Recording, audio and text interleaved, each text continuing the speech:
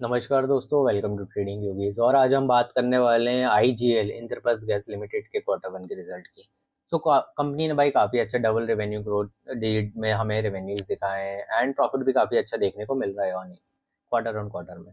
दोस्तों, इस वीडियो में हम बात करने वाले हैं इसके फंडामेंटल एनालिसिस के, जिसमें हम बात करेंगे रेवेन्यू की, एक्सपेंस की, बीटा की, ईपीएस की। ये सारी चीज़ें हम इस पर्टिकुलर वीडियो में बात करने वाले हैं एंड ये हम सारी चीज़ें बात करेंगे based on balance sheet. And उसके बाद हम किसका करेंगे technical analysis on the chart, जिसमें हम देखेंगे स्टॉक प्राइस का प्राइस कहाँ चल रहा है, कहाँ पे रेजिस्टेंस है, कहाँ पे सपोर्ट है एंड कहाँ पे हमें बहुत अच्छा तरीके से कंसोलिडेट करना चाहिए। तो वो सारी चीज़ें हम इस पर्टिकुलर वीडियो में बात करने वाले हैं। तो दोस्तों, जितने भी नए लोग हैं इस चैनल पर, चैनल को सब्सक्राइब कर लें, वीडियो को लाइक कर लें, क्योंकि हम ऐसे ही नए नए स्टॉक मार्केट के रिलेटेड जो भी न्यूज़ आती है वो हम इस चैनल पर डालते रहते हैं।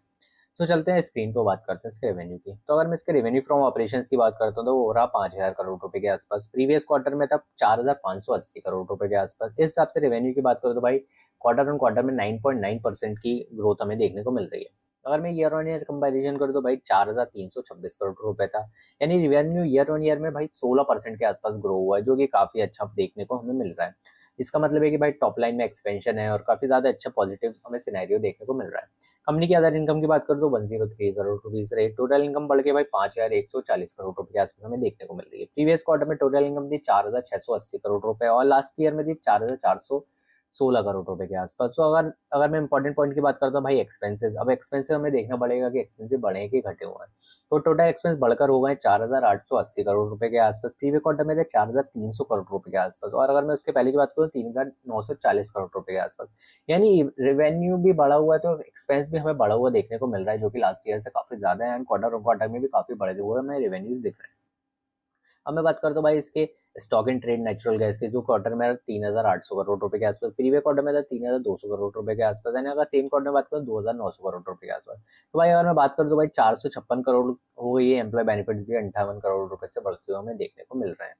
दोस्तों, ये था इसके एक्सपेंस के बारे में। अब हम सबसे इंपॉर्टेंट पार्ट देखते हैं, जो कि है प्रॉफिट बिफोर टैक्स के बारे में। तो अगर प्रॉफिट बिफोर टैक्स इस बार की बात करूँ तो 260 करोड़ रुपए के आसपास है। प्रीवियस क्वार्टर में 380 करोड़ रुपए के आसपास, यानी सिक्वेंशियल बेसिस पे 32% की गिरावट देखने को मिल रही है। अब अगर आप यहाँ पे देखोगे तो भाई रेवेन्यू तो बढ़ा है, अच्छा खासा ग्रो हुआ है क्वार्टर क्वार्टर ईयर में, बट एक्सपेंस इतने ज्यादा हो गए हैं कि इनका प्रॉफिट बिफोर टैक्स 32% से गिरता हुआ हमें देखने को मिल रहा है। लास्ट ईयर की बात करूँ तो भाई पीबीटी था 475 करोड़ रुपीज, यानी ईयर ऑन ईयर बेसिस में 45% की डिक्लाइन हमें देखने को मिल रही है। मतलब 50% डिक्लाइन प्रॉफिट बिफोर टैक्स में हमें देखने को मिल रहा है। तो काफी अच्छी बात नहीं दिख रही है भाई, ये थोड़ी सी नेगेटिव पॉइंट है कोई भी इन्वेस्टर के लिए।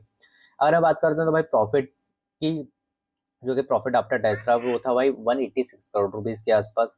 अगर मैं बात करूँ तो भाई पिछले साल 277 करोड़ रुपीज के आसपास था। और अगर मैं क्वार्टर क्वार्टर की बात करूँ तो भाई 32% की डिक्लाइन हमें देखने को मिल रही है नेट प्रॉफिट में। और अगर मैं लास्ट ईयर की बात करूँ तो 355 करोड़ रुपीज था, जो कि 50% से हमें गिरते हुए देखने को मिल रहा है, जो कि नेट प्रॉफिट।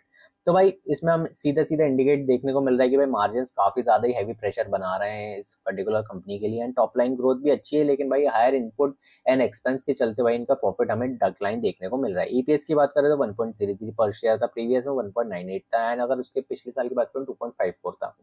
तो भाई ये सारी चीजें थोड़ा सा वीक परफॉर्मेंस हमें देखने को मिल रही है, क्योंकि रेवेन्यू बढ़ रहा है लेकिन एक्सपेंस इतने बढ़ गए कि प्रॉफिट थोड़ा सा कम होते हुए जाते जा रहा है। तो थोड़ा सा नेगेटिव पॉइंट हमें देखने को मिल रहा है।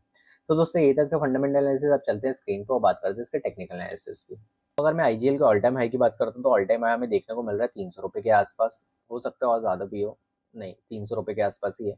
एंड अगर मैं बात करूँ बेस की तो बेस 140 रुपए के आसपास हमें देखने को मिल रहा है। अगर मैं स्टॉक प्राइस की बात करूँ तो भाई स्टॉक प्राइस अभी ट्रेड कर रहा है 150 रुपीज के आसपास, जो कि भाई ऑल टाइम हाई से अगर मैं बात करूँ तो अप्रॉक्स 50% डाउन हमें देखने को मिल रहा है। एंड अगर हम रिसेंट बेस की बात करते हैं तो भाई रिसेंट बेस 140 रुपीज के आसपास है, जो कि काफी ज्यादा ही महीनों से हमें इंटैक्ट देखने को मिल रहा है।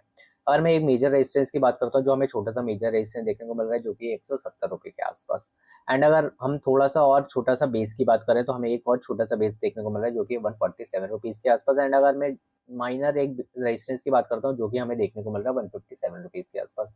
तो इनकेस इन एनी केस अगर ये 157 ब्रेक करता है तो हमें 177 के अप ट्रेंड देखने को मिल सकता है। और अगर ये 147 ब्रेक करता है तो हो सकता है कि यहाँ पे थोड़ा कंसोलिडेट करे 140 के आसपास। अगर ये 140 भी ब्रेक करता है तो भाई उसके नीचे तो हमें फिर काफी ज्यादा इसका डाउन ट्रेंड हमें देखने मिल सकता है, जो कि हो सकता है 107 रुपीज के आसपास। तो ये काफी ज्यादा बड़ा टारगेट हो सकता है डाउन ट्रेंड के साइड में। और अप साइड में जब तक ये 157 ब्रेक नहीं करता तब तक हमें 170 का टारगेट नहीं मिल सकता है। तो दोस्तों, यही था इसका एनालिसिस। और जितने भी नए लोग हैं और जितनी भी हम सारी चीजें बात कर रहे हैं, सारी चीजें एजुकेशन पर्पज़ के लिए, इसमें हमारा कोई इंटेंशन नहीं बाय और सेल करवाने का। एंड अगर जितनों के पास ऑलरेडी ये स्टॉक है या कोई भी स्टॉक रिलेटेड कोई भी क्वेरी हमें कमेंट सेक्शन में जरूर बता सकते हैं। सो दोस्तों यही था आज का वीडियो, मिलते हैं किसी और न्यू